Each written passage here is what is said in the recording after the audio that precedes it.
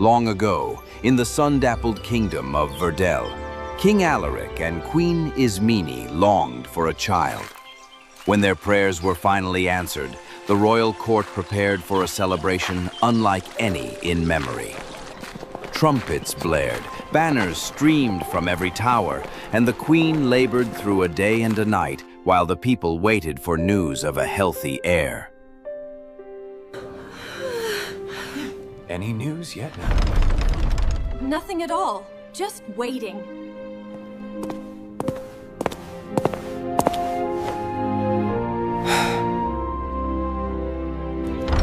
But when the newborn prince was brought forth, a hush fell over the chamber.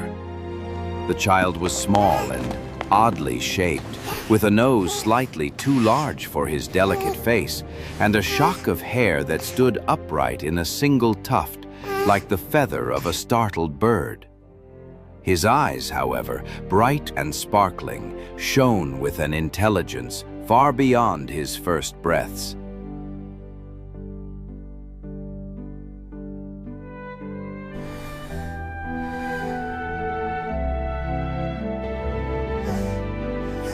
Is this the child I begged the heavens to send?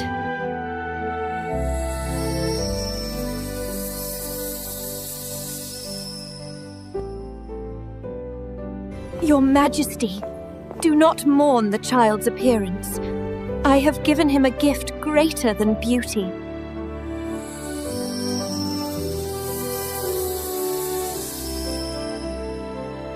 Your son, though plain of face, shall possess a mind so quick and heart so wise that he will outshine all the handsome princes of the earth. Moreover, I grant him this. When he comes of age, he may bestow his wit upon the one he loves best. The king, though startled, bowed in gratitude. The queen clutched the child to her breast, comforted by the fairy's promise. They named him Henri Riquet? Though the court soon called him Riquet with the Tuft, for the defiant plume of hair that refused to be tamed. Riquet grew as the fairy foretold, clever, curious, and full of sparkling conversation. He solved riddles before he could properly walk and outwitted tutors who came to instruct him. Courtiers marveled at the boy's intelligence and delighted in his sharp humor. Yet, as the years passed, his appearance drew whispers. Children in the palace gardens sometimes teased him, and visiting nobles struggled to hide their startled looks. Riquet learned early that wit could win laughter, but not hearts. He dressed elegantly, spoke kindly, and entertained brilliantly. But behind his dazzling talk lay a quiet ache. Who would love a prince so clever yet so plain? His parents loved him fiercely, but the queen often watched him from afar, wondering if the fairy's gift would truly bring happiness. So wise. But will wisdom keep him warm when love is cold?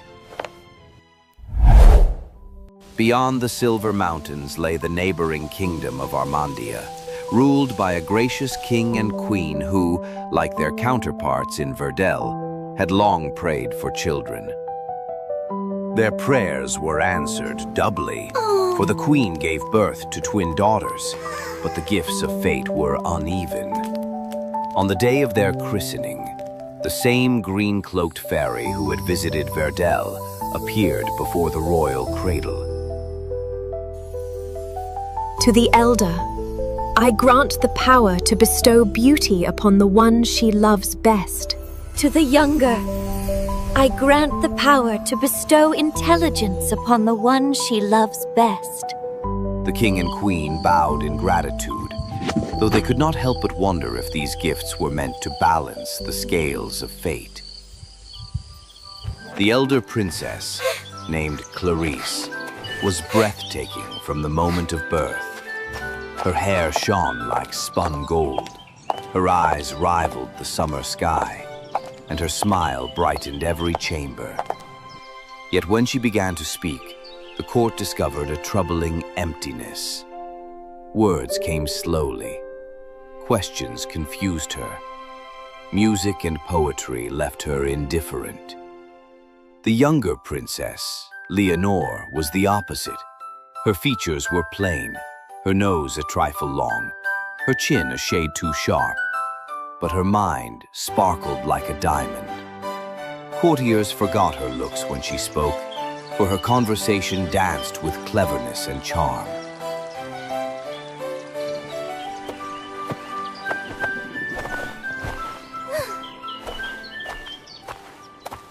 Years passed. Princess Clarice grew ever more beautiful, but secretly miserable. Her dazzling looks attracted countless suitors, yet conversations left her tongue-tied. Ballads and poetry washed over her like meaningless waves. The court adored her face, but whispered of her mind. One warm spring morning, restless from the endless chatter of courtiers, Clarice slipped away from the palace and wandered into the royal hunting forest. She sought the solitude of a secluded glade where sunlight filtered through silver birch trees and a brook whispered over mossy stones. Across the border, Prince Riquet, now a young man of 20, had also sought escape. When he followed a winding deer path and stepped into the very glade where Clarice sat lost in thought, he stopped as if struck by lightning. What was that?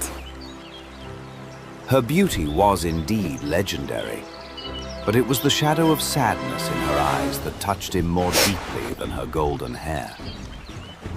Forgive me, Princess. I thought this place was empty. I will leave if I am intruding. You may stay. The forest is most certainly wide enough for two.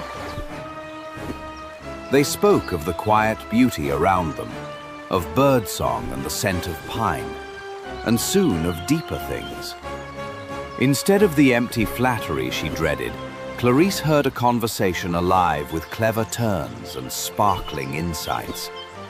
Though she could not match his quick wit, she found herself listening with an eagerness that surprised her, drawn to the warmth behind his words. At last, Riquet said gently, Your Highness, I see the sorrow behind your smile. Would you wish for the intelligence to match your beauty? More than anything. But such a miracle is beyond hope. Not beyond hope. A fairy gifted me the power to share my wit with one I love. I would gladly give it to you on one condition. And what might that be? That in a year's time, you will be free to marry me if your heart inclines. No force, no command, only a promise to consider. Clarice hesitated. He was kind and captivating, but his appearance startled her. I give my word. With a touch of his hand, a warmth flooded her mind like sunlight breaking through fog. Thoughts leapt to life. Words formed with effortless grace. She felt awake for the first time in her life. From that hidden glade, they parted with a secret bond that neither court yet suspected. From that day forward, Clarice's transformation amazed the court. She conversed with scholars, debated ministers, and composed witty verses that spread through the salons of the kingdom. Admirers flocked to hear her insights. The once silent princess became the brilliant jewel of Armandia. But with her new mind came new dilemmas. Handsome princes courted her not only for her face, but for her sparkling conversation.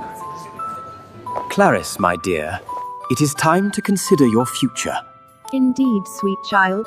Your heart will guide you. Do I owe my happiness to marry a man I do not love? Or has my love already begun without my knowing?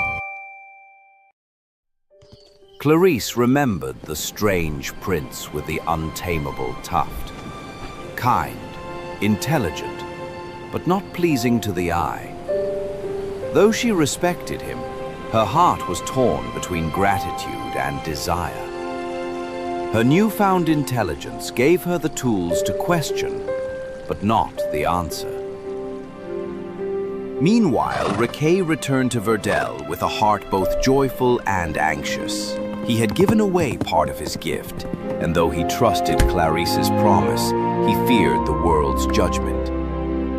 As the year passed, Riquet devoted himself to wise governance, hoping to prove that a clever prince could be as desirable as a handsome one. He learned patience, the quiet art of waiting without despair. When the appointed day arrived, Clarice walked alone in the royal orchard, her heart a storm. Suitors of every nation had offered riches and kingdoms. Yet none moved her like the memory of Riquet's earnest eyes and the gentle strength of his conversation. She realized that the very intelligence he had given her allowed her to see character above appearance. She recalled how his kindness had eased her loneliness. At sunset, she mounted her horse and rode toward Verdel, her decision clear. Riquet awaited her in the forest glade where they had first spoken.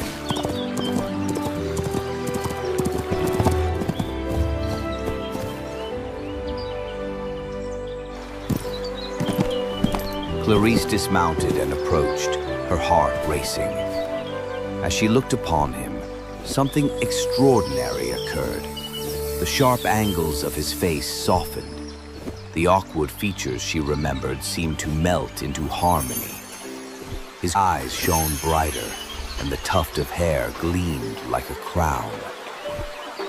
She gasped, wondering if magic had changed him.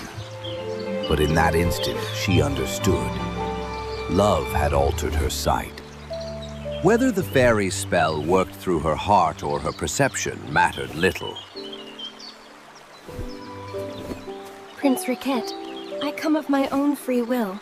I love you, not for the wit you gave me, but for the kindness that offered it.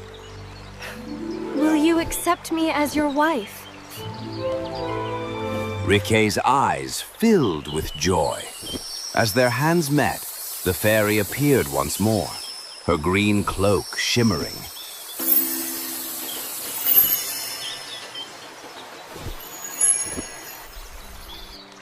Children of two kingdoms, you have fulfilled the truest magic. Not the gift of wit or beauty, but the power to see beyond the surface. Let your union remind all that love creates the beauty it beholds.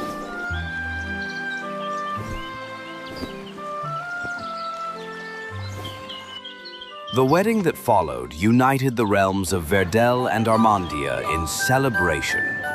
Clarice's parents rejoiced not only in a brilliant alliance, but in their daughter's evident happiness. Pledge to you a marriage of kindness and equality. And I to you, my princess, with all my heart.